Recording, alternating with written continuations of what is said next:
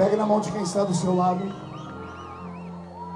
Pegue na mão da pessoa que está do seu lado. Depois eu canto mais. Feche os seus olhos, por favor. Se a pessoa do seu lado não quiser pegar na sua mão, chuta a canela dela. Feche os seus olhos.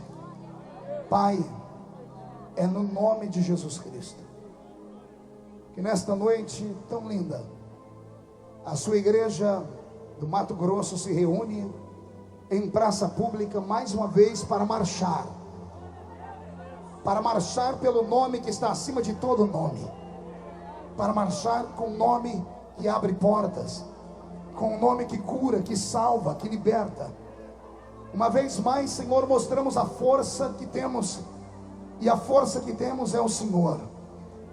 Eu posso imaginar os demônios nesse momento, Senhor, gritando desesperadamente, porque não tem onde correr nesta noite. Cuiabá está cheia do Espírito Santo. Senhor, onde houver um crente batizado com o Espírito Santo agora, pega ele nesse lugar. Eu gostaria de ouvir um coral de línguas subindo da terra até o céu nesta hora.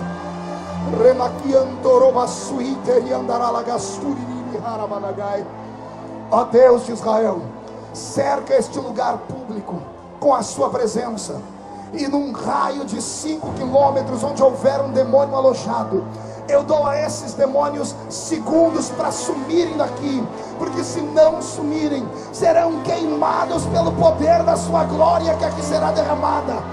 Rasga o céu sobre Cuiabá e manda do céu para a terra uma comitiva de anjos. Que estes anjos desçam, trazendo brasas de fogo nas mãos, comecem a esparramar estas brasas entre nós, e onde houver um crente batizado com o Espírito Santo, pega ele agora!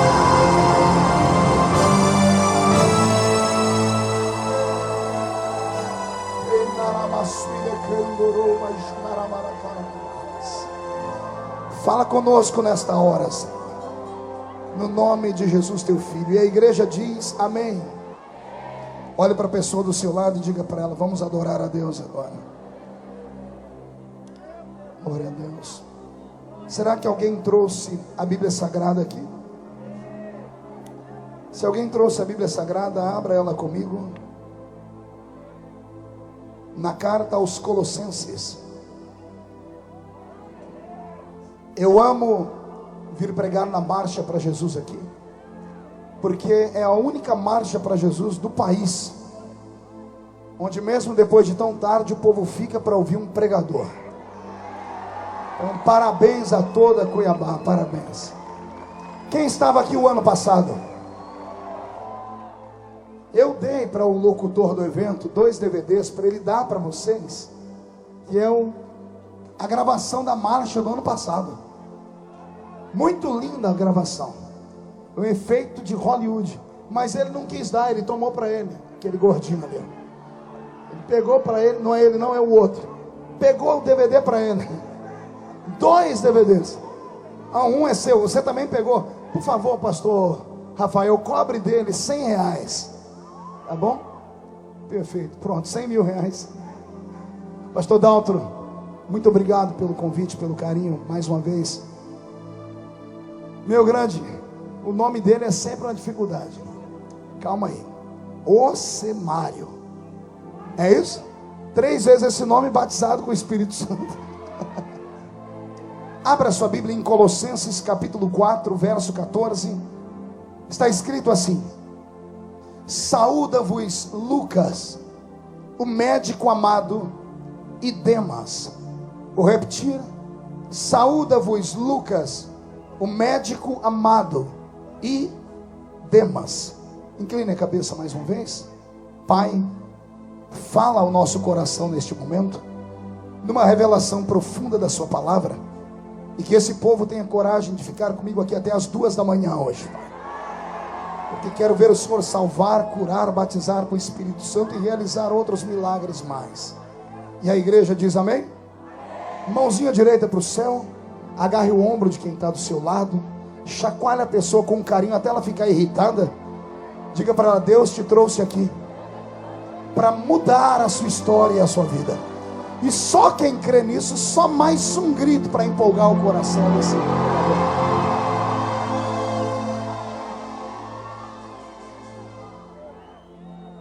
Viajando pelo mundo, e já são anos fazendo isso, eu sempre me encontro com pessoas que não creem na fé cristã. Acabo sempre me encontrando com pessoas intelectuais, cuja mente analítica, preparada pelas universidades, tem uma dificuldade discrepante em crer no poder de Deus, em acreditar nos atributos da unção divina. Foi nesse quesito que o Senhor preparou a minha alma e me deu esse texto, e me deu uma pregação que pode mudar a sua família nesta noite. Então preste atenção. O texto que eu li é a carta de São Paulo aos Colossenses. Paulo escreve a quem?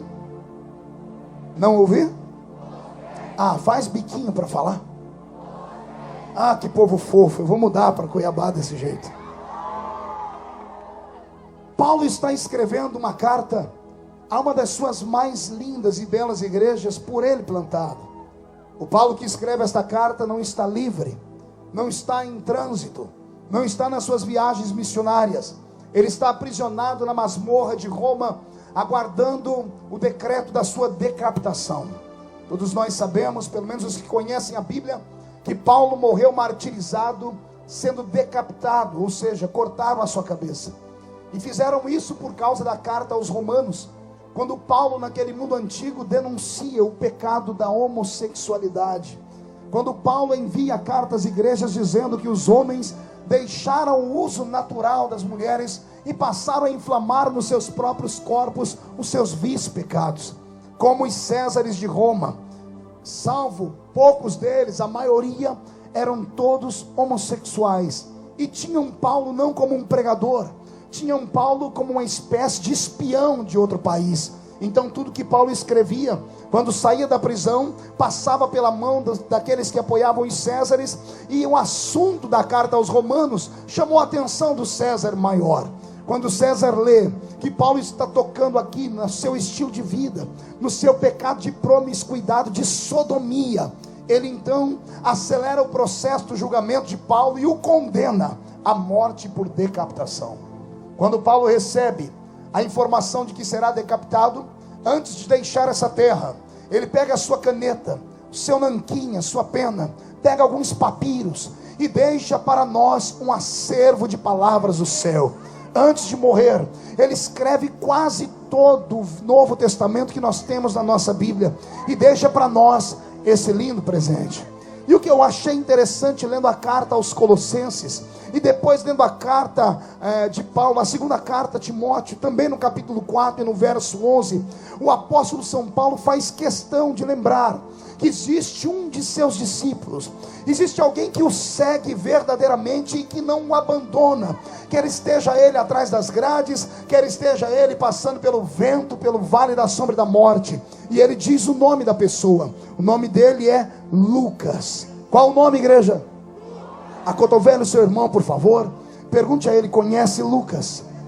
Não, pergunte com força, pergunte vocês aí em cima também: conhece Lucas? Deixe-me lhe falar um pouco sobre Lucas. Lucas é o mesmo que escreveu o evangelho que está na nossa Bíblia, e para os poucos que sabem, e os que não sabem vamos aprender, Lucas também escreveu Atos dos Apóstolos. O livro de Atos dos Apóstolos, que é o único livro histórico do Novo Testamento, foi escrito pelas mãos de Lucas. E logo depois, na sequência, ele escreve também o seu evangelho e deixa para nós o evangelho do homem perfeito, porque Lucas escreve um evangelho com uma perfeição que somente alguém que conhece as letras, somente alguém que conhece os vernáculos da sua língua seria capaz de entregar para nós algo tão sagrado. Fiquei então pensando, por que é que Paulo, escrevendo aos Colossenses, ele diz a eles: está comigo Lucas, um médico amado. Qual era a profissão de Lucas, igreja? Não ouvi? Agora cotovele seu irmão de novo, mas dá de um jeito que ele deu um pulo do lado. Diga para ele: você sabia que Lucas era médico? Agora olhe para mim e raciocine comigo. Foi aí então que nasceu esta mensagem, pastor Alcemário. Eu falei: como é que um médico se converte à fé cristã? Se fosse hoje no século 21 não teríamos dificuldade. Porque afinal de contas, somente nesse país, a fé cristã, evangélica, entre tradicionais, pentecostais, ortodoxos e anglicanos, somos quase 50 milhões de almas salvas. Somado essas 50 milhões de almas salvas, Charles, existe pelo menos mais 120 milhões de cristãos que professam o cristianismo do catolicismo romano. Ou seja, hoje não seria difícil encontrarmos um médico se convertendo à fé cristã. Mas, vem comigo para o passado. Lucas não era hebreu, Lucas não era judeu, Lucas era grego. O nome dele, na verdade, está transposto na nossa Bíblia de forma errada. O seu nome era Lúcius. E Lúcio, sendo grego, vinha de uma família abastada. E essa família abastada deu a ele condições de passar boa parte da sua adolescência no Egito. Porque o Egito, naqueles tempos de Jesus, era a capital mundial da medicina. Embora a medicina seja uma matéria grega, que nasceu sobre as mãos e inspiração de Hipócrates, foram os egípcios que deram uma alavancada nele. Até hoje, a ciência moderna se assusta quando vê os escritos egípcios. Como é que conseguimos encontrar múmias? Estão bem à vontade ou muito bem conservadas nos seus caixões, e essas múmias têm 2, 3 mil anos de idade. Então se entende que a medicina que havia no Egito era muito forte. Agora vem comigo, raciocine. Se esse moço era grego, qual era a nacionalidade dele? Não ouvi?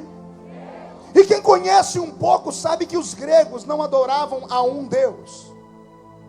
Os gregos adoravam milhares de deuses. A mitologia grega é muito plana, ela é muito explícita e gigante. Na mitologia grega nós temos as pessoas de Hércules, Triton, Poseidon, Hera, Hermes, Afrodite, Diana, Teseu, Zeus e tantos outros pseudos-deuses mais. Chegam a ter mais de 1000 pseudos-deuses. Imagine Lucas criado dentro de uma cultura como esta, na sua cultura helenista, onde ele aprende que o céu é muito próximo da terra, e o céu tem um nome, chama-se Olimpo, e que de vez em quando Zeus e um dos seus outros deuses descem à terra, se enamoram com mulheres e nascem semideuses como Hércules, que o seu filho com certeza deve conhecer. Lucas cresce nesta cultura. Agora vem à minha mente de novo, como é que um grego, que é médico, que adora 1000 deuses, deixa tudo de lado para adorar um Deus estranho? Pergunte por quê. Esse Deus não tem mais do que 30 anos de idade na sua terra.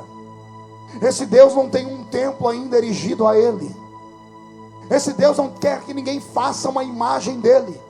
E quem vem apresentar este Deus para ele é um homem de 1,5 metro de altura, com a cabeça agigantada, calvo, manco de uma perna, e há quem diga que até caolho ele era. O que mexe com o meu coração é isso. O que é que fez Lucas, o grego, o médico, que tem uma mente analítica, que tem uma mente científica, que é um cientista, porque todo médico é um cientista, que só acredita naquilo que é racional, que só trabalha com aquilo que pode ser provado através da química, da física e da matemática. O que é que leva esse homem cheio de conhecimento a se curvar diante do Cristo da cruz, a entregar o seu coração àquele Nazareno, a entregar a sua vida àquele que foi pendurado no alto de uma cruz e que sofreu 3 horas de agonias, só para que estivéssemos aqui nesta noite, erguendo a nossa voz ao céu e dando um grito de glória ao nome dele.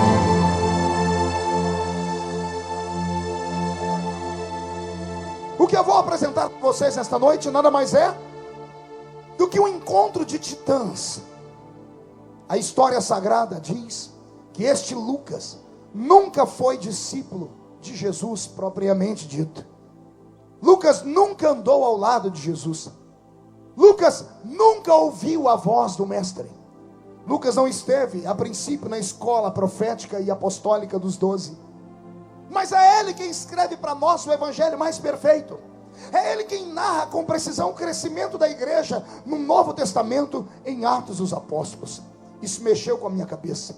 E como mexeu com a minha cabeça, eu me afundei nos livros de história, me afundei nos livros romanceados acerca da Bíblia, e a conclusão que eu cheguei me fez saltar por pelo menos umas 2 horas, gritando para Deus: só o Senhor é Deus. Respire fundo, porque eu tenho uma profecia para entregar agora. Se Deus salvou um grego, médico, que se curvava diante de 1000 deuses, a sua família escapa de um raio, mas não escapa da salvação. Não, eu vou repetir, porque teve gente que estava dormindo. Se Deus salvou um grego, médico, a sua família será o próximo passo. E eu vou profetizar antes do dia 31 de dezembro de 2011. Você sentado ao redor da mesa e a família inteira salva. O mais ímpio dos seus parentes estará sentado chorando e dizendo: eu e a minha casa servimos ao Senhor.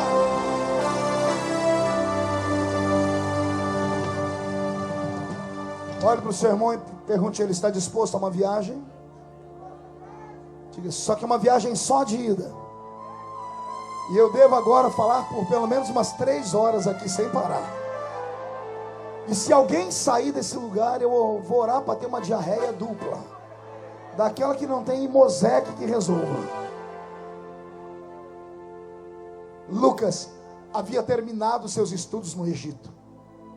A terra mais próxima do Egito não era a Grécia, era a terra dos judeus. A divisa entre o Egito e Israel está na cidadezinha de Tebas. Quem vai a Israel até os dias de hoje encontra esta velha cidade. Lucas sai do Egito, como tem dinheiro, é filho de uma família rica, vai e se apinha pelas terras da Palestina. Começa então a exercer o doutorado, começa a exercer a medicância, começa a cuidar e curar os doentes, até que ele estabelece uma espécie de consultório. Ele está em uma cidade dos hebreus. E agora, a história diz que era noite, ele já estava dormindo, quando alguém espanca a porta da sua casa. Ao espancar a porta, o médico salta da cama, abre a porta e pergunta: o que foi? E alguém ali está dizendo: eu preciso de um médico urgente, tem um visitante na minha casa doente. E o médico diz: mas olha a hora. E a pessoa diz: eu pago dobrado a hora, porque eu tenho condições. O médico Lucas pega a sua baliza, a sua pasta, não sei se tinha estetoscópio na época, e se embrenha agora por a negridão da noite, até chegar na casa de um rico empresário, em uma cidade poeirenta da Palestina. Ao subir no segundo andar da casa, ele encontra deitado em uma pequena cama um homem, que parece ter vindo do alto do apogeu de uma guerra.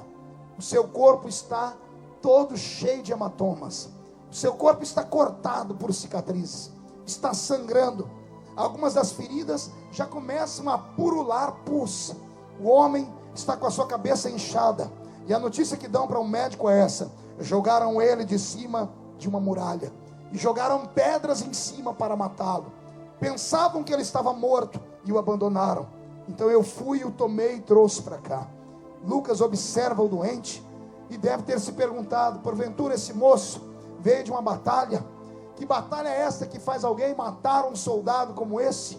Com certeza alguém dentro da casa deve ter tecido algum comentário que Lucas era sim soldado, mas não soldado pretoriano da guarda dos romanos, não soldado dos gregos. Ele era soldado de um exército invencível, de um exército que nesta noite aqui em Cuiabá tem milhares e milhares de soldados preparados para botar o exército do inimigo para perder. Quem pertence a esse exército, além de dar um grito, dá um pulo para cima só para ver que você está acordado.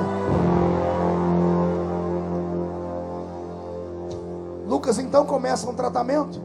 O homem está em coma. Ele está como, igreja? Não ouvi, ele está como? Então o médico começa um tratamento intensivo que dura dias.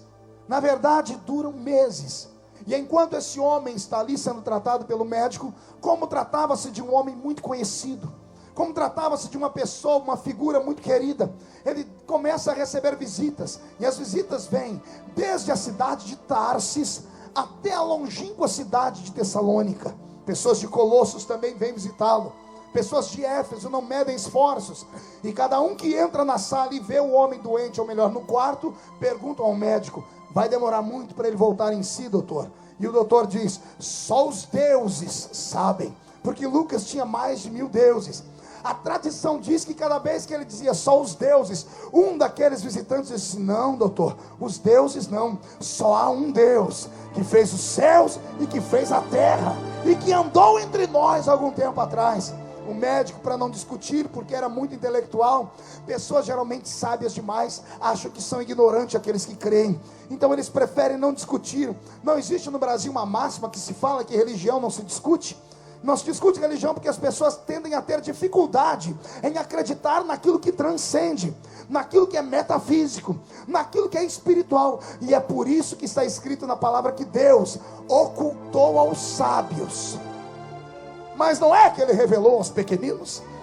Não é que ele revelou a homens e mulheres que aqui estão? Quantos aqui foram revelados pelo poder da salvação? Deixa eu ver. Pois bem, Lucas começa a cuidar do doente. E as pessoas que vão visitando e fazendo perguntas, dizendo, falta muito para ele voltar. E ele dizendo, não sei, o estado clínico dele está aqui, é estável, estamos esperando o corpo reagir. Até que alguém da família desse pequeno homem entra lá dentro. Quando entra dentro da casa, vê o homem deitado na cama, e a família com o coração pesado diz, nós avisamos ele, não precisava fazer o que ele faz. Ele é poliglota, ele fala mais línguas do que todos os que estão aqui. Ele é estudado, passou anos na Universidade de Jerusalém aprendendo aos pés do doutor Gamaliel. Mas toda vez que a gente fala para ele, você vai passar fome, sabe o que ele responde para a gente, doutor? Ele diz, eu sei padecer necessidade, também sei viver em abastança. Nada me separa do amor de Cristo, nem a profundidade, nem a altura. Os dias se seguem, chega alguém da cidade de Tessalônica, visita o doente, pergunta, doutor, falta muito para ele voltar? E o doutor dizendo, não sei falar, por quê? Porque ele esteve na nossa igreja, e ele fez uma pregação lá, e deixou todo mundo perplexo. Lucas, na sua curiosidade, questiona, o que foi que ele ensinou? Nós tínhamos uma dúvida acerca dos que morreram, nós não sabíamos o que acontecia com os que morreram, até que um dia ele chegou na nossa igreja e disse, eis que o Senhor me revelou sobre os mortos. E ele então prega para nós um sermão. Calma aí, doutor, que eu vou tirar aqui a anotação. A pessoa tira do bolso e assim, olha, ele disse assim, doutor, e dada a palavra de ordem, o mesmo Senhor descerá do céu com alarido e voz de arcanjo. Os que morreram em Cristo ressuscitarão primeiro, e nós, os que ficarmos vivos, seremos transformados e arrebatados seremos, e estaremos para sempre com o Senhor nos ares.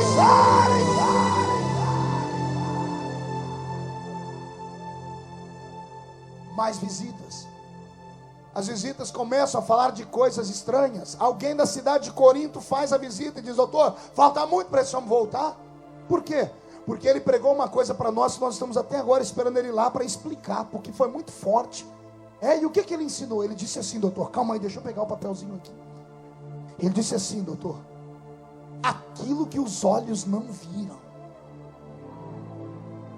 aquilo que os ouvidos não ouviram, aquilo que não subiu ao coração do homem, é o que Deus tem reservado para aqueles que são apaixonados por Ele.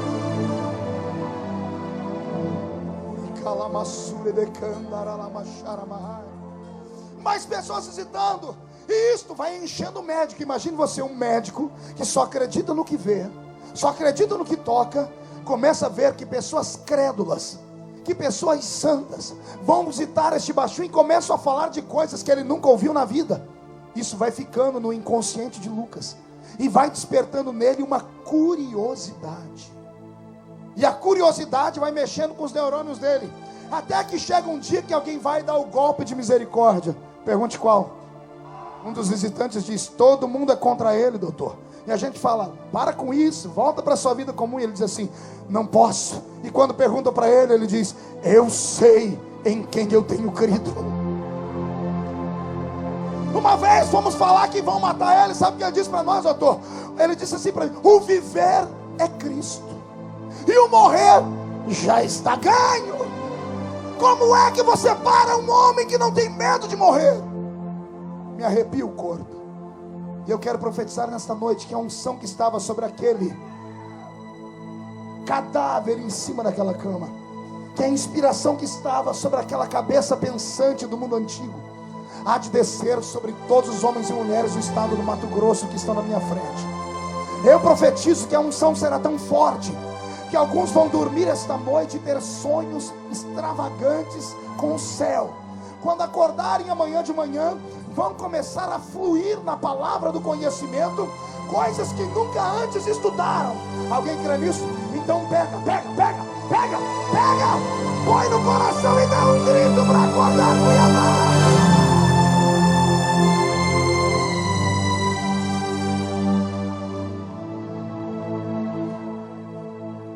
A mente do médico está em conflito, está em confusão, porque quando uma pessoa fala inspirada pelo Espírito, ela mexe com os outros. Como está faltando pessoas assim? Como faltam pessoas que tenham o que dizer? Tem muito falastrão por aí. Tem muitas pessoas que até falam bonito, parece uma enciclopédia. Quando falam, vomitam conhecimento. Mas por que de vez em quando aparece um matuto da Vila Tatu, que quando vai falando, vai quebrando a gente por dentro, e daqui a pouco as lágrimas começam a descer pelos olhos? Tem pessoas que pensam que isso é uma habilidade humana. Tem pessoas que pensam que isso é apenas um estudo de psicologia. Não, não é. Isso é uma inspiração que vem lá da vertical. E a mesma unção que vem aqui, ela pode descer sobre vocês aí. Quem acredita nisso? Dia desses, pastores, eu fiquei atormentado em Brasília. Eu não sei se vocês sabem, mas eu fui eleito deputado federal.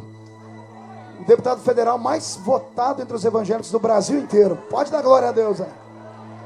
Em compensação, já sou o terceiro da lista dos maiores odiados pelo movimento LGBT. Lésbicas, gays, travestis, bissexuais, transexuais e todos os demônios juntos misturados. Aí, todos os deputados que estão lá naquela Câmara esperam uma oportunidade de falar 25 minutos no plenário. Só que é feito um sorteio, tem 513. Tem gente que passa 2 mandatos e nunca é chamado. E aí, como Deus trabalha com tudo, quem é que recebeu a chance? Eu. Aí eu fiquei atormentado, pergunte por quê. Eu sou um semi-analfabeto político. Eu estou aprendendo agora política. Ainda bem que eu aprendo rápido. Ainda bem com a cabeça desse tamanho, se não aprender, né? Mas aí eu falei, eu vou discursar o que aqui nesse lugar? O que é que eu vou falar para esse povo? Me tranquei lá na minha sala, porque o Dr. Bauer que trabalha comigo disse, só o senhor orar, pastor, que Jesus te dá. O Dr. Bauer é aquele, faz assim com a mão, Dr. Bauer. Ele é o Sean Connery do Brasil. Ele botou na cabeça que parece o Sean Connery, ninguém tira. Não, olhe para cá. Me tranquei lá e falei, Senhor, o que eu faço? O Espírito Santo veio no meu ouvido e disse, quer saber política? Eu disse, quero. Abra o regimento interno da casa. É um livro desse tamanho técnico, com um monte de artigos, incisos e parágrafos. E não tem nada mais chato do que aquilo. Mas o Senhor disse, quer? Falei, quero, então aprenda. Estou lendo. Daqui a pouco o artigo 79 salta. E o meu coração bate forte. Pergunte por quê. Só falo se todo mundo perguntar.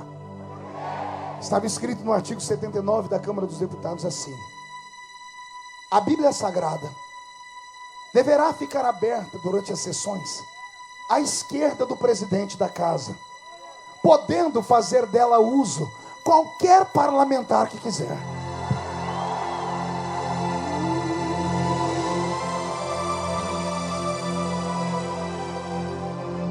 Meu coração quase saiu pela boca. Eu falei, Jesus, o que o Senhor está me mostrando aqui? E o Espírito Santo dizendo, está vendo, filho? Eu tenho saídas para aqueles que me buscam. Dei uma saidinha, subi lá em cima da tribuna onde ficam o presidente, o vice-presidente, só olhando, procurando. Não é que tinha uma Bíblia lá, desse tamanho, caindo aos pedaços, toda torta, amarelada. Ninguém nunca leu aquela Bíblia desde a Constituinte de 88. Aí eu fui lá, chegou o meu dia. Levei uma pasta desse tamanho, com nada escrito dentro, era só para inglês ver. Assumi a tribuna, saudei os meus pares, disse, Sua Excelência, senhor presidente, eu invoco o artigo 79 da Câmara dos Deputados, das nossas leis que somente nós, como deputados, sabemos. Eu invoco o artigo 79 agora. Lá ninguém presta atenção em nada. Alguém já assistiu a TV Câmara? É um inferno aquele negócio. Você pode estar falando que for, ninguém presta atenção em nada. O povo mal educado é o tal daqueles parlamentares. E você já viu que o baixinho aqui é meio invocado. Eu falei, Jesus, se eu começar a falar, ninguém presta atenção, eu começo a gritar naquele lugar lá. Só que eu não precisei, porque quando eu invoquei o artigo do regimento interno, todos os parlamentares que estavam lá pararam para olhar a cara do presidente. Quando o presidente olhou para mim, ele não sabia o que estava escrito no artigo 79. Aí os secretários danaram a correr, abriu o artigo, e quando leram, mostraram para ele, ele fez assim. Aí veio alguém e pegou a Bíblia e deram na minha mão. Abracei a Bíblia e disse, senhor presidente, de política eu não sei falar muito, mas da Bíblia eu entendo.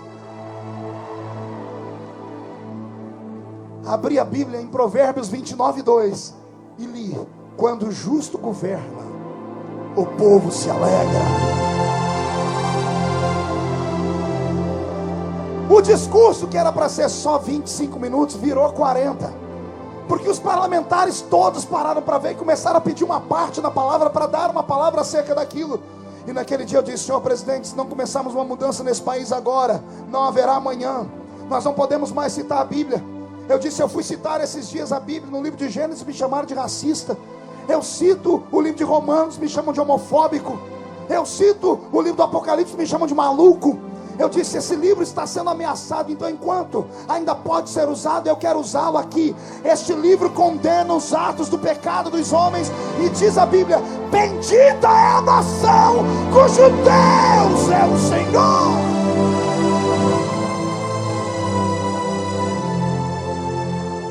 Sabedoria divina. Abra a mão direita para o céu, chacoalhando.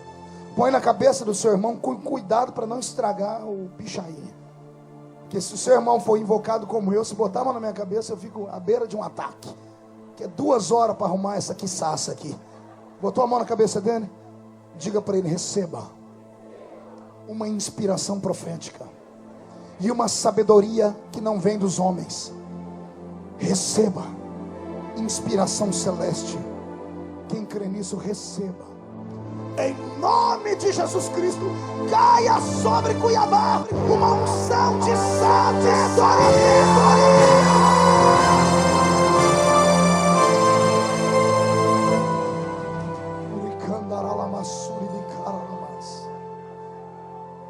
Lucas está cuidando do doente.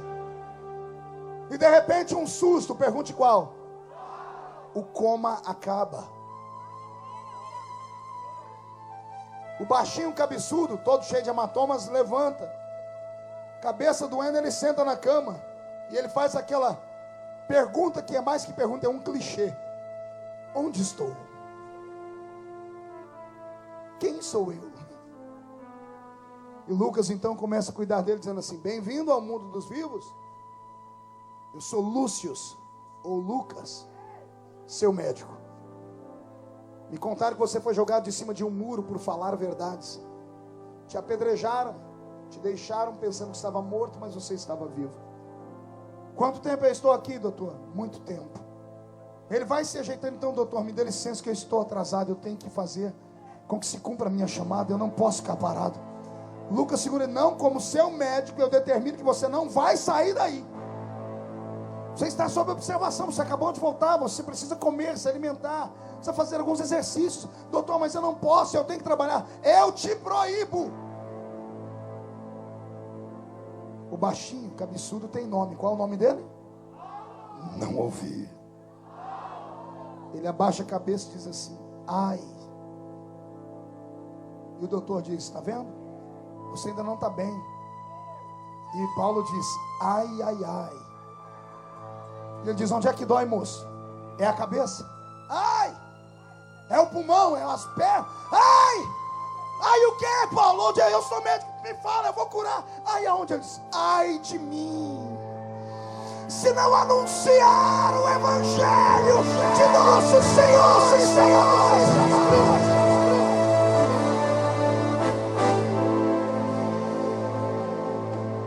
Quem para um homem ungido? Quem para alguém que tem chamada? Quem pode arrancar de dentro de um evangelista a sua natureza de ganhar almas. Como estão faltando pessoas. Como estão faltando soldados nessa fileira deste exército. Os nossos pregadores são rasos demais. O século 21 tem se tornado o pior de todos os séculos entre os pregadores. Sabiam disso? Os pregadores não pregam mais o que a igreja precisa ouvir. Eles se especializaram em pregar o que a igreja quer ouvir. Existem pessoas hoje que são tidas como grandes pregadores. Não é pela mensagem que pregam, é pela forma como tiram dinheiro do povo. Sabia disso? Entre os meus pares, os pregadores pentecostais, quando nos reunimos, eles dizem assim: aí, olha, o culto ontem lá arrebentou aquele ali. Por quê? Porque ele levantou 100 mil reais de oferta. Com todo respeito, pode me chamar de quadrado, retangular. Eu não acho certo isso. Acho que o pregador tem que ser reconhecido por aquilo que ele fala. E o que ele fala não pode vir da horizontal, tem que vir do céu. Um exemplo: anos atrás, quando comecei a conhecer esse mundo rico, porque eu venho lá do meio do mato, primeira vez que eu fiquei num apartamento chique de um irmão no 17º andar, foi a primeira vez na vida que eu vi o tal do micro-ondas. E eu fiquei assim: que coisa linda. Fui para o culto, na hora que eu voltei com aquela fome de leão, abriram a porta do apartamento e eu logo já fui querendo sentir o cheiro da comida. Não tinha cheiro de nada. E eu falei: irmão, não tem comida não? Ele falou: tem, calma, é 5 minutinhos, está pronto. Eu, mas como que faz uma comida em 5 minutos? Tecnologia. Aí a mulher dele pegou uns trem lá dentro do congelador, e eu fiquei assistindo, colocou lá dentro do micro-ondas, digitou, daqui a pouco, aquele barulhinho. Quando terminou, bebê, abriu e trouxe. A comida tinha uma aparência tão bonita. Que aparência linda. Na hora que eu fui comer, desgraça. O trem só estava bom por fora. Jura, por dentro estava congelado o trem. Aí a irmã falou: o micro-ondas tem esses probleminhas. Ele só consegue fazer o que é superficial. A comida tinha aparência, mas não tinha substância, não tinha sabor, não enchia. Eu passei a noite inteira com fome. Semana seguinte fui pregar em Minas Gerais. O irmão que me hospedou, um presbítero, tinha um sítio, me levaram para o sítio. Cheguei depois do culto, a irmã disse assim: o senhor espera um pouquinho, porque comida em sítio demora, mas eu vou fazer para o senhor aqui uma comida que o senhor nunca vai esquecer. Sentamos na varanda. Ao invés de ela usar o fogão lá dentro, ela usou o fogão a lenha. Ela pegou uma panela e começou a fazer arroz com suã. Oh, meu Deus. Oh, Jesus, não me dá essas coisas antes da mensagem terminar, não. Me dá fome. Olha, demorou. O feijão, então, nem se fala. 40 minutos para cozinhar o feijão naquele fogão a lenha. Também na hora que ela destampou a panela e serviu a mesa, sangue, fogo e coluna de fumaça. Eu não peguei o pecado da glutonaria porque eu pedi perdão antes. Comi que me enchi. Aí fui da noite dobrar o joelho para lá e falei: Senhor, que comida boa. Agora me dá a mensagem para amanhã, Senhor, porque eu não tenho nada. O Senhor disse: eu já te dei. É como? Olha a comida da semana passada e a dessa. Cria uma mensagem. Aí eu não dormia. Eu falei: como, Senhor? O Senhor disse: perceba os púlpitos do Brasil e do mundo. Por que é que você acha que uma multidão como essa para ficar aqui depois de um show tão lindo? A maioria dos grandes shows, quando termina, as pessoas não ficam para ouvir um pregador. Por que as pessoas ficaram para me ouvir? Não, eu não sou bom, também não sou o melhor. Mas em terra de cego, quem tem um olho é rei. Eu venho de uma geração que ainda lia a Bíblia, que tinha preço em cavar a Bíblia, que buscava revelações na palavra, que gastava tempo. A comida era feita no fogão a lenha de Jeová. O tempero era na base do azeite do Espírito Santo. Gastava-se tempo em oração e lágrimas. As mensagens que ouvimos hoje, a maioria das grandes igrejas, são feitas em 5 minutos. A inspiração não é mais o Espírito Santo, é a última notícia do Google, é a última notícia do uau.com.br. Os profetas não são mais Malaquias, nem Jeremias. Os profetas são William Bonner e Fátima Bernardes, do jornal. Não se gasta mais tempo de joelhos se preocupando com o que a igreja vai comer. Eu vou despertar em você agora uma fúria. E isso você pode fazer Comece a prestar atenção nos cultos da sua igreja. Você, como membro da igreja, dizimista e ofertante, você tem o direito de cobrar do seu pastor que te dê uma mensagem mais forte. Você tem o direito de pedir ao seu pastor para não sair do culto daquele jeito que você saiu da última vez. Já viu como funcionam os nossos cultos? Os crentes não vê a hora de acabar para ir para casa assistir a novela. Os cultos de domingo então é uma desgraça, porque a pessoa fica o dia inteiro na frente da televisão com um controle remoto. Gugu, Faustão, Raul Gil. Agora tem esses canaizinhos aí, TV a cabo, Sport TV, Super Nani. Aí quando dá 6h30, baixa neles o espírito de responsabilidade. O pai desliga a televisão na contramão, porque a mulher quer ver não sei quem lá, o Janequine que vai fazer não sei o que. O pai quer ver a última moça que está cantando, vira um inferno a casa. Mas porque tem compromisso, tem que ir. Aí vão os 3 ou os 4 se arrumar. A família dos pavãos. 7 horas os pavãos estão prontos. O senhor pavão, dona pavão e os pavãozinhos. Sentam dentro do carro aconchegado e chegam no culto na igreja. Aí a desgraça dobrada. Pergunte por quê? Ninguém mais dobra o joelho quando chega na igreja para orar. Os crentes sentam, jogam o seu corpo no banco, esticam um braço para lá, para cá e fica mascando aquela desgraça daquele chiclete. E fica falando, vamos ver no que é que vai dar isso aqui hoje. E o relógio aqui dizendo, tem um negócio na televisão que daqui a pouco a gente tem que ir. Os crentes perderam a noção do que é santidade. Tem gente que passa o culto inteiro no Twitter. Tem gente que passa o culto inteiro se maquiando. Preste atenção às meninas que levantam muito da igreja. Vá atrás delas no banheiro para você ver. Estão lá maquiando. Porque quando termina o culto, estão parecendo uma Jezabel que vai atrás de homens. Ah, pastor, o senhor veio lá dos cafundados do Judas hoje para falar de doutrina? Não, doutrina tem o seu pastor. Eu vim falar para você tomar vergonha na cara mesmo. Vergonha na cara. Porque aí o culto não sai do lugar e todo mundo quando termina, a culpa é do pregador. Não orou, não jejuou. A culpa é do cantor que desafinou na 3ª nota musical dele. Já desse me colocaram num programa de rádio, me deu uma raiva, rapaz. Um debate. Aí entrou um filho só pode ser filho do cão, não foi filho de Deus. Ele entrou e disse, pastor, como é que o senhor se sente pertencendo à classe mais fraca e mais rasa de toda a história dos pregadores do Brasil?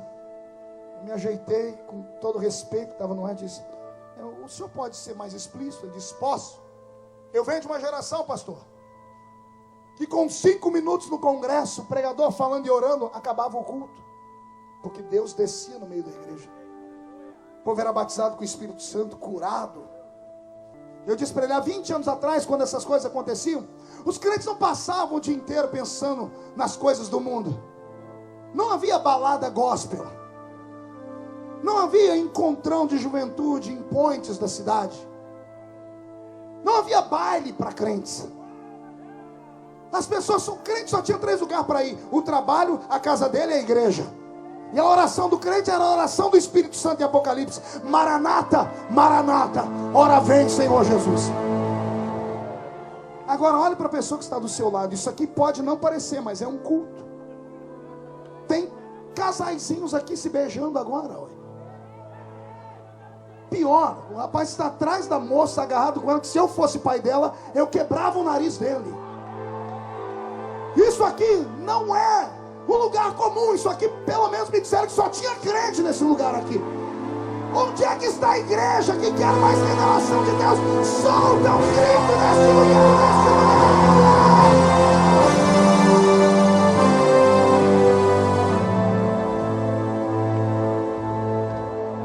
Aí você vai falar que o problema é a aparência do pregador?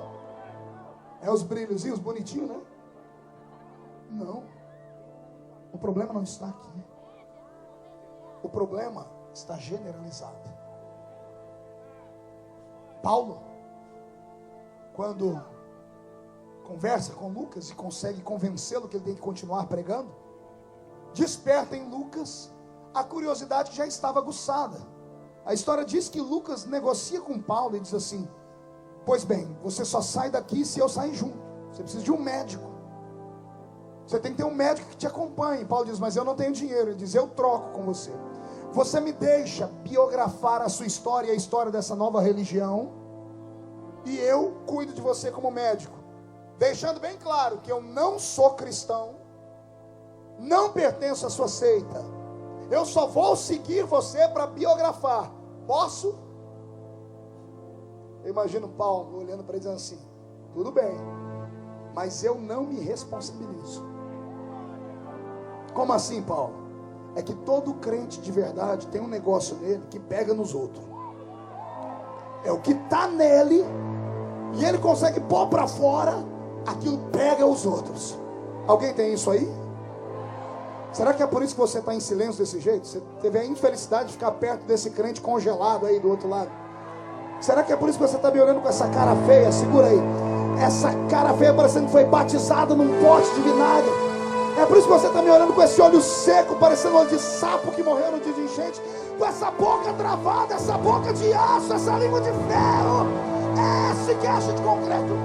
Só os pentecostais dão um pulo para cima e um grito.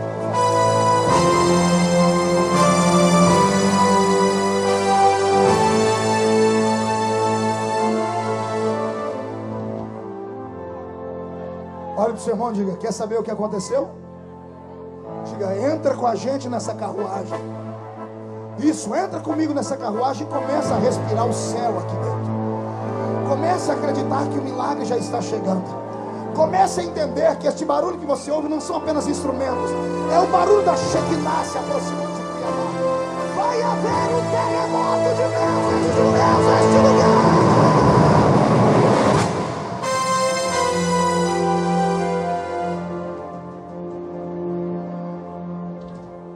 Não deu outra. Lucas vai andando atrás de Paulo, e Paulo vai fazendo milagres. A cada milagre Paulo pergunta, e aí doutor, o senhor acreditou?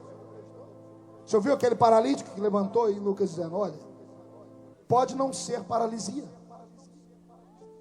pode ser apenas um problema neurológico, pode ser apenas um problema na coluna, um dos ossos, uma das vértebras ter encostado no nervo e tirado do lugar, e ele perdeu a mobilidade das pernas, de repente voltou a funcionar.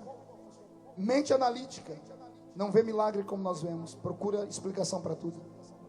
E o cego que viu ali, doutor? Não, pode ter sido apenas uma doença que a gente ainda não conhece, que hoje nós conhecemos, que é aquele problema de açúcar no sangue, diabetes.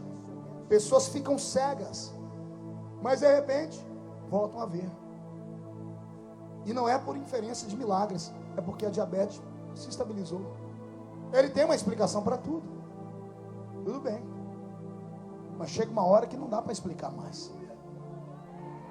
Paulo chega na cidade de Troas. Quando o velho sermão diga, vem com a gente para Troas. Paulo chega em qual cidade? Não ouvi. Quando ele entra na cidade, um tumulto. A igreja estava crescendo. Um homem que tem uma casa com 3 andares. Quantos andares? Marca um culto e chama a cidade inteira. E Paulo vai pregar para a cidade inteira. Paulo começa o culto às 6 da tarde. Ele prega até meia-noite. Oh glória! Até eu ficaria 6 horas para ouvir Paulo pregar. Só que no meio da pregação dele, como não tem lugar para o povo entrar na casa, no 3º andar tem janelas. E tem um moço sentado na janela. Qual é o nome dele? Tem crente que conhece a Bíblia ainda. Qual é o nome dele? Eutico. E Paulo está pregando, daqui a pouco, meia-noite, Eutico despenca lá de cima, cai e morre. Todo mundo dizendo, tá vendo? Se ele tivesse pregado um pouquinho mais cedo. Tem gente que acha que Eutico dormiu porque Paulo pregou a mensagem espada. Pergunte o que é espada. Pergunte o que é mensagem espada. É comprida e chata. Foi uma mensagem espada que derrubou Eutico lá de cima. Mas a verdade não foi. A revelação que eu tenho nesse texto daria uma outra pregação. Então eu vou tentar resumir. Eutico está no 3º andar da casa. Ele está sentado aonde? Na janela. Pergunte para o seu irmão, quem está sentado na janela? Está olhando para dentro ou para fora? Vai, pensa comigo. A pessoa está dentro ou está fora? Não dá para saber. A pessoa está fora do lugar. Todo crente que fica fora do lugar no corpo de Cristo, ele se transforma num problema para a igreja. Como ele ficou no terceiro andar da casa, as casas naquela época, Dalton, não eram iluminadas com luzes assim. Eram todas iluminadas com candelabros. E os candelabros eram movidos a azeite. E para iluminar o primeiro andar e o segundo andar da casa, eles colocavam os candelabros na altura das pessoas. Eutico está no terceiro andar, ele está fora do lugar. O candelabro não está acima da janela, está embaixo. E Eutico que está aqui olhando para dentro, e o candelabro vai queimando o óleo, e do óleo vai saindo aquela fumacinha preta. Quem já morou em roça aqui? Oxe, todo mundo aqui, é? Quem já viu uma lamparina? Oh, glória. Quando eu era pequeno, minha mãe, eu era meio elétrico, nem dá para perceber, né? Minha mãe, para me fazer dormir, colocava uma lamparina na minha frente. E eu ficava colocando o dedo em cima da fumaça, porque saía uma borra preta que ficava aqui, e eu ficava desenhando. Só que o cheiro daquele trem queimado ia mexendo, eu ia ficando meio grogue, e tibum, puf. Eutico dormiu, não foi por causa da pregação, foi por causa da fumaça que subiu, e ele inalou aquela fumaça. Quem está no lugar errado recebe o que não é para ele receber. Agora, só a título de experiência para quem é pentecostal, nós sabemos que azeite na Bíblia representa o quê? O Espírito Santo. O que representa o azeite? O que é que o Espírito Santo provoca em nós? Força para adorar. O efeito do azeite em nós é a adoração, amém? Aquela lâmpada de azeite liberando fumaça representa a adoração daqueles que estão no culto. E a adoração, quando sobe, não é para homem. A adoração, quando sobe, não é para o pregador. A adoração, quando sobe, não é para o cantor. Eu vi aqui o Samuel, quando foi apresentar, ele ficou até desconcertado. Umas meninas do nosso meio, desequilibradas, gritando para ele como se estivesse gritando para alguém do Rolling Stones. Isso é horrível, somos crentes. Devíamos ter vergonha na nossa cara. Isso aqui não é o Rock in Rio. Isso aqui é a marcha para Jesus em Cuiabá. Eu estou falando sério. Porque sabe o que você faz? Você pode ser o culpado da queda de um garoto como esse. Como pode ser o culpado da queda de um pregador, de um pastor de igreja, de um músico. Porque você pega uma adoração que não é sua e dá para ele, que não é para ele. A honra e a glória aqui não é para o homem. A honra e a glória aqui é para ele. É para ele. É para ele.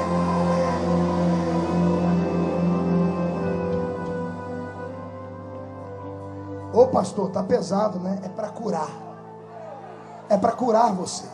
Porque eu sei que mesmo eu falando, se ele voltar aqui pro palco, as meninas vão gritar de novo, porque é tudo desequilibrada. Em nome de Jesus, comece a consertar o seu altar, garota. Em nome de Jesus. É por isso que está deprimida. É por isso que fica a noite inteira no MSN. Quando você é no MSN, está lá no nick dela escrito assim: meu coração dói. Assim, o mundo me odeia. Ah, eu quero morrer. Ah, coisa ruim. Espera no Senhor, confia nele, e ele tudo fará. A sua alma gêmea não é como a alma gêmea dos outros. Ela não vem da horizontal, ela vem inspirada pela vertical. É por isso que quando chegar, vai vir cheia do Espírito Santo, vai vir bonita e pronta para casar. Só quem crê nessas coisas que eu falo, dá mais um grito de glória, vai lá.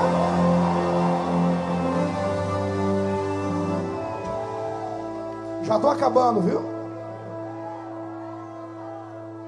Paulo está pregando, o Eutico cai e tibum, acabou o culto.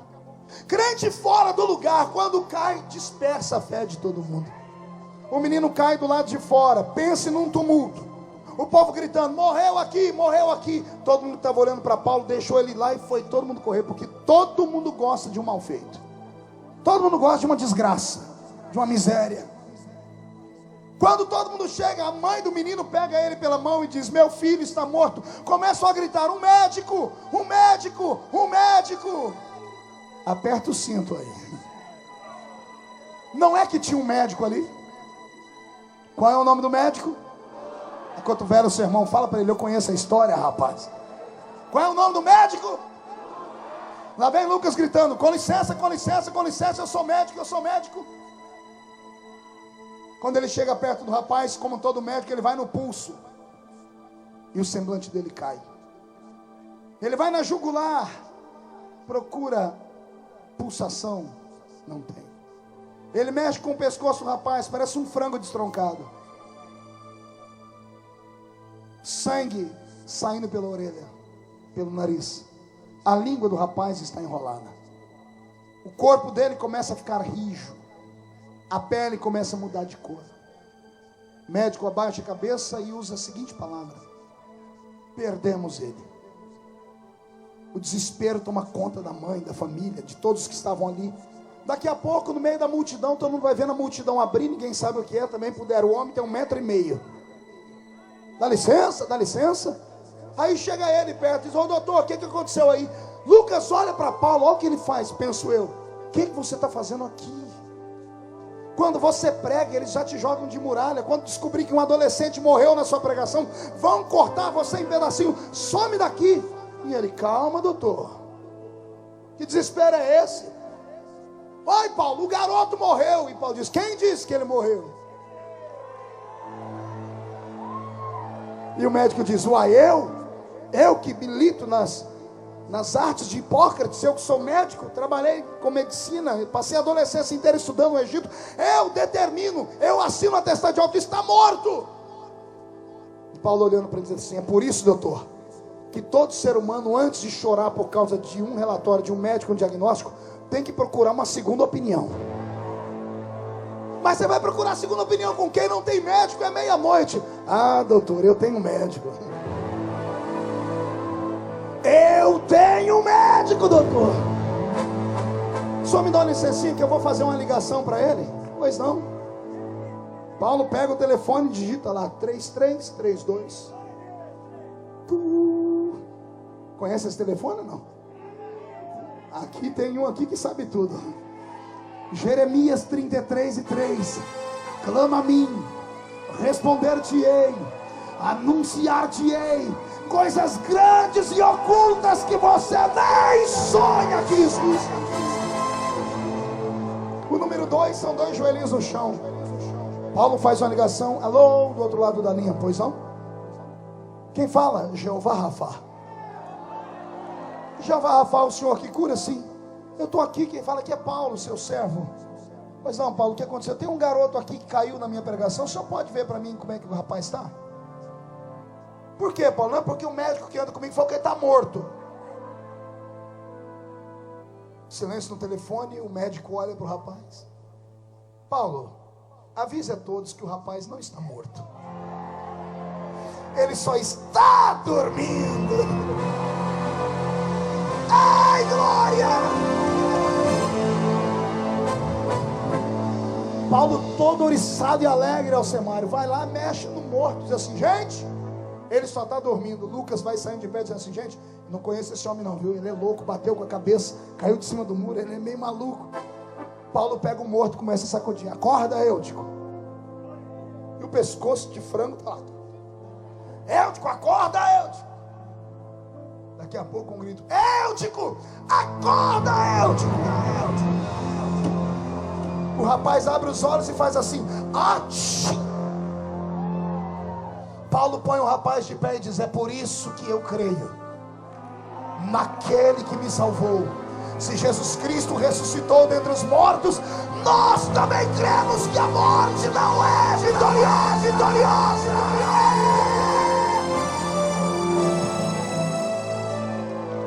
Respire fundo, olhe para o seu irmão e diga: se fosse você lá, o que você faria? Imagina Paulo olhando para Lucas e dizendo: e agora?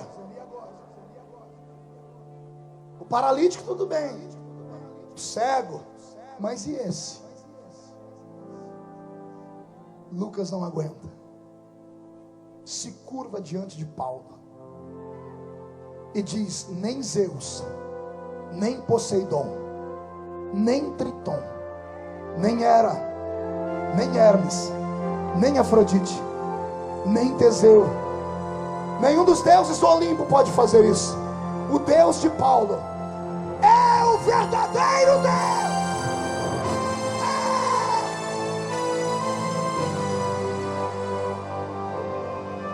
A ciência se curva diante da fé, porque contra fatos não há argumento. Paulo, quando escreve a segunda carta a Timóteo, no capítulo 4, no verso 11, ele diz assim: todos me abandonaram, só Lucas ficou comigo. O médico se converteu de verdade. O médico teve um encontro com o poder milagroso de Jesus. Levante a mão porque eu vou profetizar. Se o que converteu Lucas foram sinais, prodígios e maravilhas, eu imploro aos céus que façam cair sobre essas mãos erguidas uma unção de prodígios e maravilhas. Porão as mãos sobre os enfermos e os curarão. Recebe, recebe, fecha a mão, põe no coração e tira o pé do chão para adorar.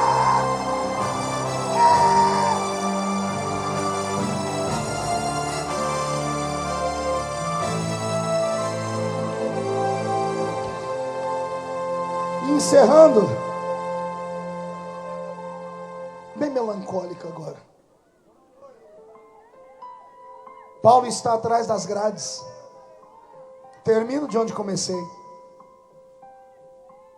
Rafa, Paulo está atrás das grades, quando uma sombra cobre o seu corpo, e quando ele olha, surpresa, Lucas, o filho amado, um médico, grego, quase 2 metros de altura.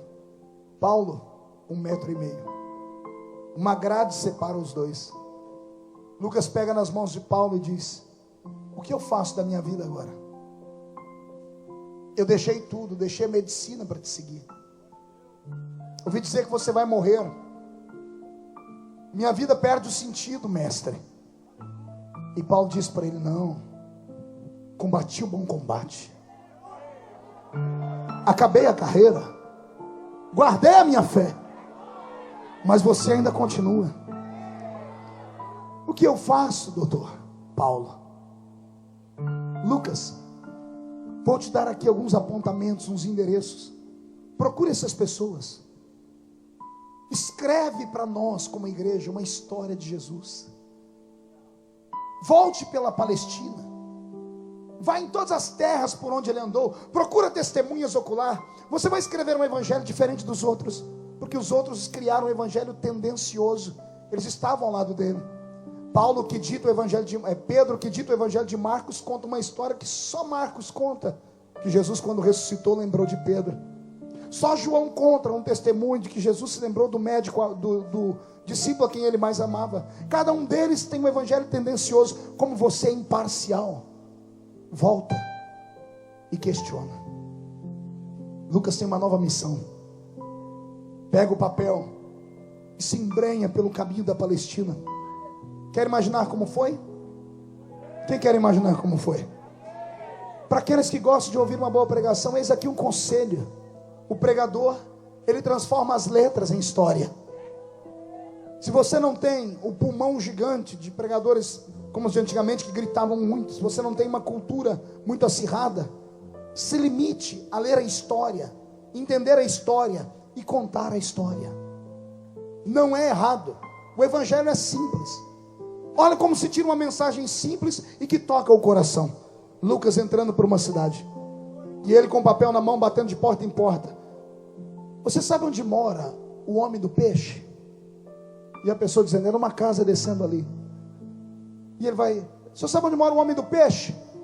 E alguém dizia: ali. Quando ele bate na porta, sai um homem de mais de 40 anos. Pois não? É aqui que mora o homem do peixe? Os olhos do homem se enchem de lágrimas. É aqui sim. Eu sou Lúcio, ou Lucas, discípulo de Paulo. Estou escrevendo a história de Jesus.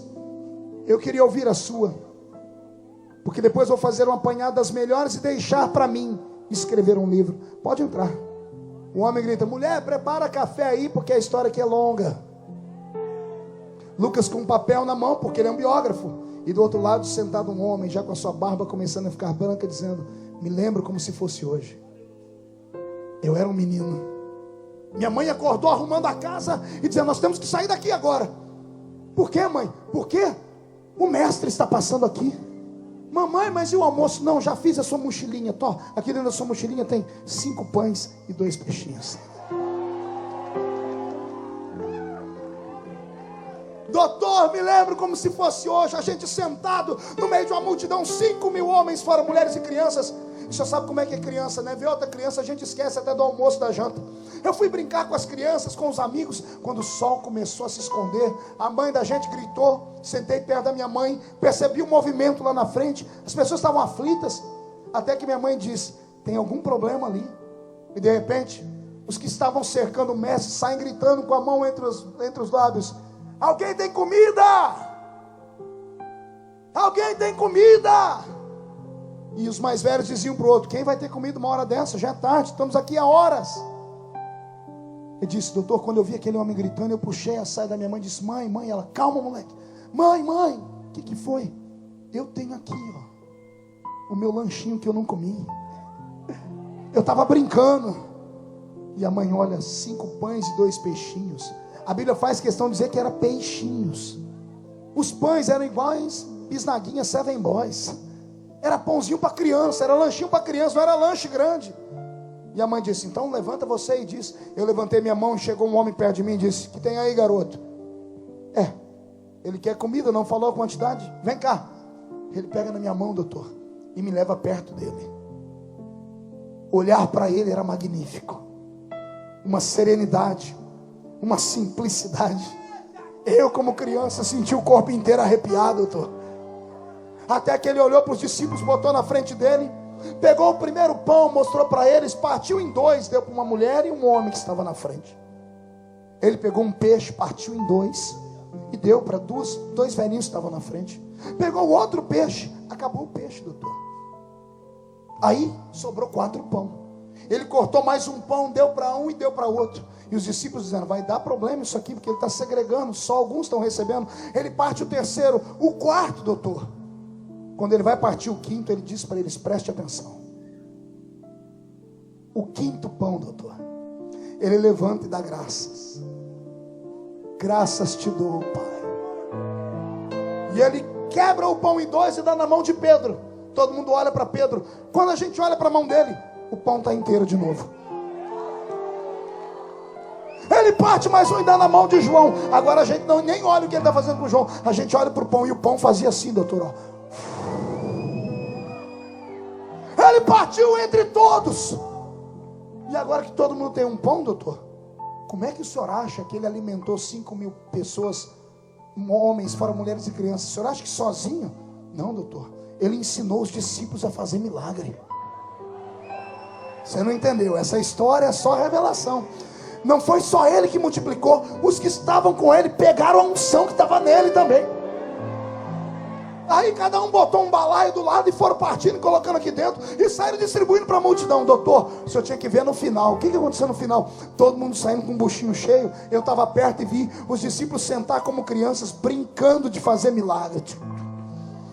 Quando não tinha mais lugar para pôr o pão, doutor, acabaram-se os cestos.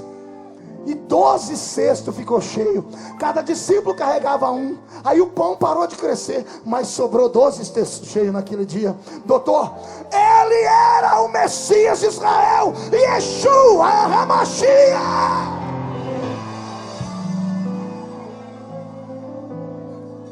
É assim que se prega o Evangelho. Incline a sua cabeça. Todas as pessoas que aqui estão com um problema muito sério. Todas as pessoas que aqui estão e tem alguém na sua família que ainda não foi salvo. Todos os homens e mulheres que vieram para esta marcha para Jesus e acredito que Deus pode mover céus e terra.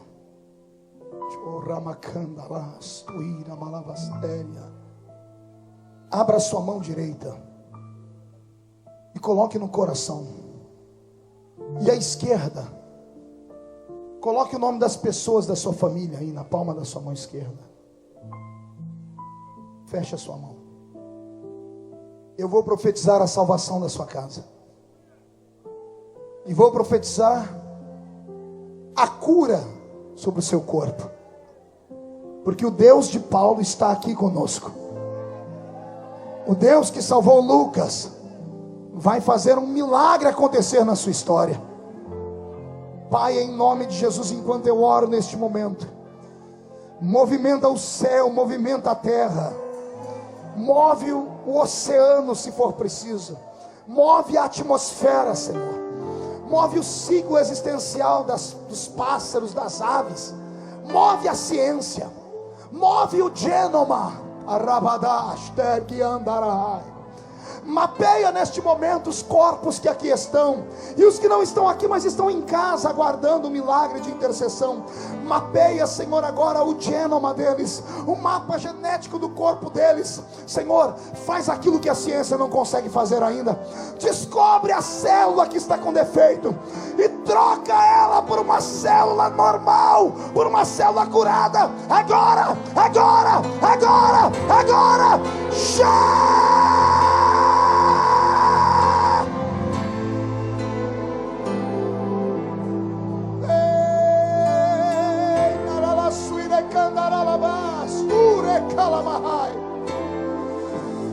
Comece a curar, Senhor, os pés, os braços, as mãos, os olhos, os ouvidos. Comece a curar, Senhor, o coração, o fígado, o baço. Comece a curar, Senhor, os pulmões, os nervos, o sangue. Comece a curar, Senhor, em nome de Jesus, os olhos. Comece a curar o aparelho respiratório. Em nome de Jesus, os brônquios. Em nome de Jesus, arranca esta asma.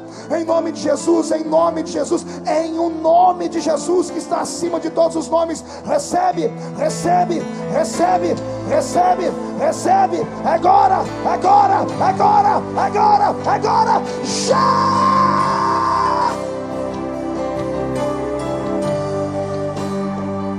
Senhor, Tu és o Deus dos milagres. Se houver entre esta multidão alguém que precise de um transplante, se houver alguém que está com cirurgia marcada, se houver alguém, Senhor, que precisa neste momento de um toque divino, de uma operação, uma cirurgia divina, Senhor, não se faça de rogado nesta noite. Revela o seu poder no meio desta praça pública. Senhor, anestesia esses homens e mulheres. Aqueles que precisam de uma intervenção cirúrgica, anestesia eles e põe para dormir agora, agora, vai, já, já, já. E segure as pessoas, não deixe elas se arrebentarem no chão, só deite elas aí.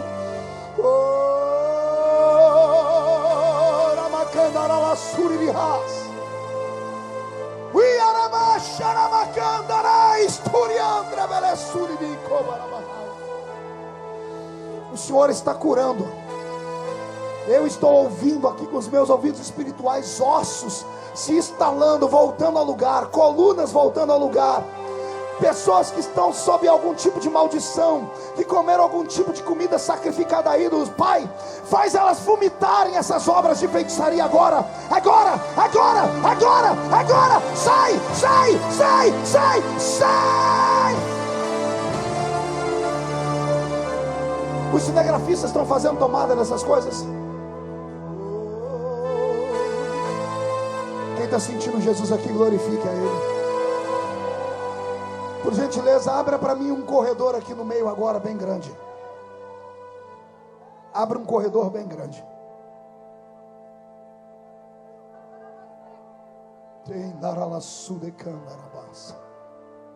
Meu Deus, tem pessoas caídas no meio da multidão, pastor Daltro. Meu Deus, Jesus está curando pessoas aqui. Abre mais o corredor, por favor. Existe um grupo de pessoas aqui que desistiram da fé, se afastaram dos caminhos do Senhor, vieram para este movimento nesta noite só para sorrir, cantar, por curiosidade, mas tem uma chamada divina, tem um desejo de ir ao céu. Se escandalizaram com a igreja, foram excomungados do seu culto, foram abandonados como soldado ferido no meio do caminho. Eu seria um irresponsável se deixasse você voltar para casa desse jeito. Se você tiver coragem de voltar para Jesus nesta hora, sair do seu lugar e vir aqui pelo meio desse corredor, eu vou orar por você. Eu vou orar pela sua vida, e tudo que te foi roubado será devolvido. Tudo que foi roubado da sua vida será devolvido. Se só esse moço viesse, eu já estava feliz demais. Mas está vindo mais gente. Olha aquilo, pastores. Olha aquilo.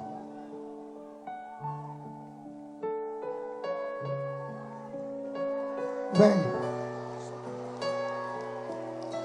Meu Deus. Oh, meu Deus. É por isso que a marcha cresceu esse ano. E o ano que vem vai ser maior do que esse. Vai ter que alugar um outro espaço para fazer. Oh, meu Deus. Quando a vida se torna difícil, quando você não se sente um alguém, quando o desprezo invade a tua alma, quando das marcas só restam feridas, quando o amor não é alcançado, quando o mundo te deixa de lado e o coração explode na dor, é hora de ter o Salvador. O Salvador, Ele é Jesus, que por você morreu na cruz. Tua vergonha e o seu desprezo Ele levou. Carregue a sua cruz juntinho dele, e a força dele te torna capaz. O amor que o mundo não te deu, Jesus te dá. Cadê você? Volta agora. Pastor, eu não sou crente, mas meu coração está batendo forte. Eu quero ser crente nessa noite, pastor. Sai do seu lugar, vem à frente. Canta, Roberto. Quando a vida se torna Quando o Roberto difícil, canta, volta agora. quando você Pessoas não estão se vomitando sente enfermidade aqui no alguém, canto ainda. quando Faça uma o tomada nessas desprezo coisas. invade a Jesus, tua Jesus alma, está aqui, cadê os crentes? quando das Cadê marcas os só pentecostais dessa restam reunião? feridas, Canta com a gente essa música. quando o amor não é alcançado, quando o mundo te deixa de lado e o coração explode na dor, é hora de ter o Salvador. O Salvador, Ele é Jesus, que por você morreu na cruz. Tua vergonha e o teu desprezo Ele levou. Carregue a sua cruz juntinho dele, e a força dele te torna capaz. O amor que não te deu,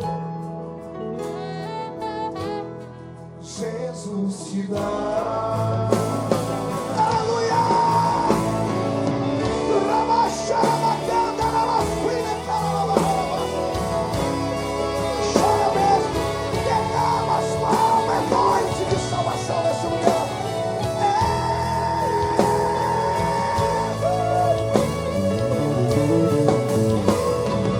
Jesus entende, Ele te entende. Alguém poderia abraçá-los para mim?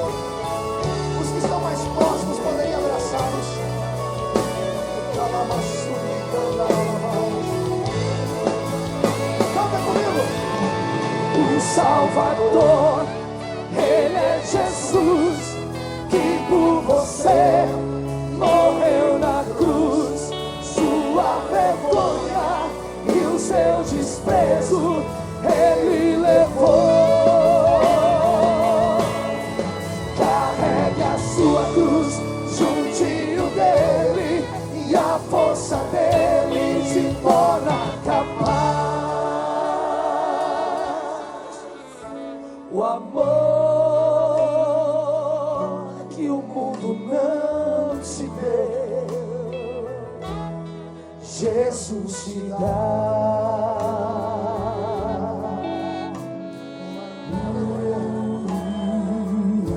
Glorifica Jesus. O amor que o mundo não te deu, Jesus te dá.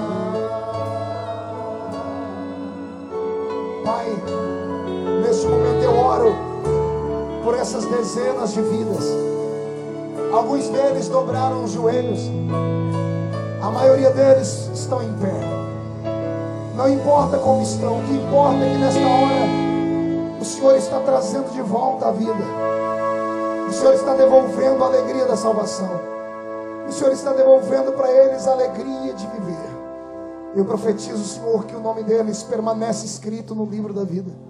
Profetizo que depois desta noite, as portas que estavam fechadas serão escancaradas. Depois desta noite, tudo que foi roubado será devolvido. Pecados perdoados, em nome de Jesus. E a igreja diz amém. Enquanto eles ficam de pé, nós damos uma salva de palmas a Jesus, porque Ele é grande. Oh, glória! Quem pode aplaudir e gritar de novo? Ei, você que veio à frente, olhe para mim. Pastor Daltro, vem cá, cadê o senhor? Aqui. Vem cá. Você que veio à frente, olhe para mim. Isso aqui é um pai, ó. É um paizão. Amanhã à noite vai ter um grande culto na igreja dele. Eu vou estar pregando. Você é meu convidado de honra. Você vai chegar lá e vai falar para os diáconos: ó, eu aceitei Jesus, voltei para Jesus ontem lá. Então eu tenho que ser tratado diferente. Nós vamos dar um jeito de arrumar um lugar para você ficar. E esse homem aqui vai começar a pastorear a sua vida. Aí você vai poder abraçar esse barrigão, que é barrigão de pai, tá? E você vai se sentir muito feliz. E a igreja está feliz com isso ou não? Mão direita para o céu. Agarra o ombro de alguém do seu lado. Sacode ele e pergunta: você aguenta mais 10 minutos? Diga: 10 minutos que vão mudar a sua vida para sempre. Então sacode a pessoa e dá uma glória a Deus aí. Alguém aqui gosta do grupo Voz da Verdade? Tem aqui alguém que é da minha idade, mais ou menos assim? Tem uns 30 e poucos. Alguém lembra Além do Rio Azul? A pessoa que cantar mais bonito agora vai jantar comigo essa noite. Cadê as luzes? Cadê as coisas bonitas agora? Quero ver você cantar, mas cantar com força. Quando o velho sermão diga: eu vou te ensinar a música se você não souber cantar.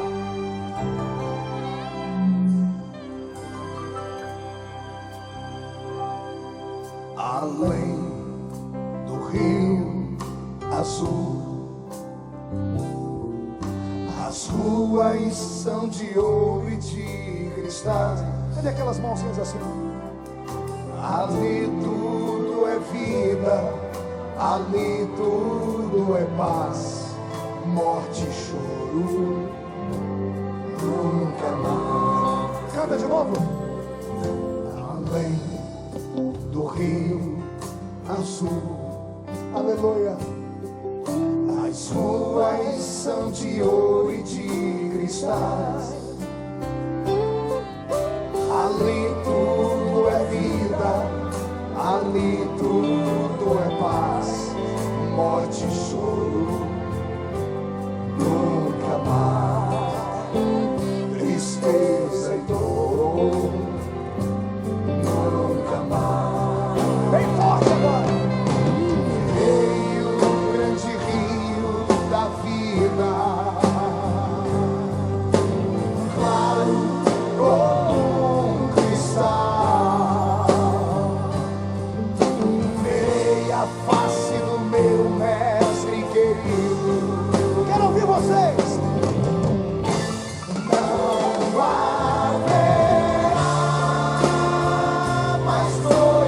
ali não haverá nenhum clamor. Verei os olhos de Jesus e tocarei seu corpo em mim, não haverá mais noite ali, não haverá nenhum clamor. Verei os olhos de Jesus e tocarei seu corpo em mim.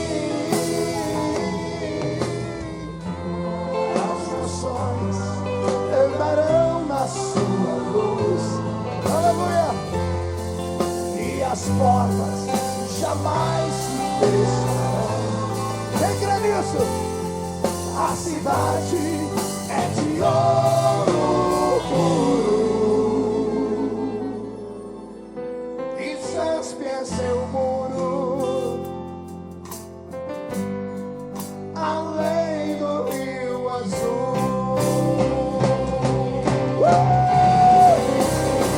Só quem acredita que o céu é logo ali, dá um grito de glória aqui em Cuiabá. Nós seremos além do rio azul. Maranata, Maranata, ora vem, Senhor Jesus.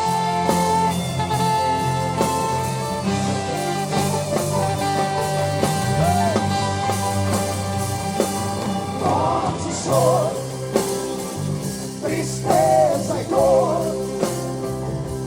nunca mais, nunca mais. Quero ouvir vocês.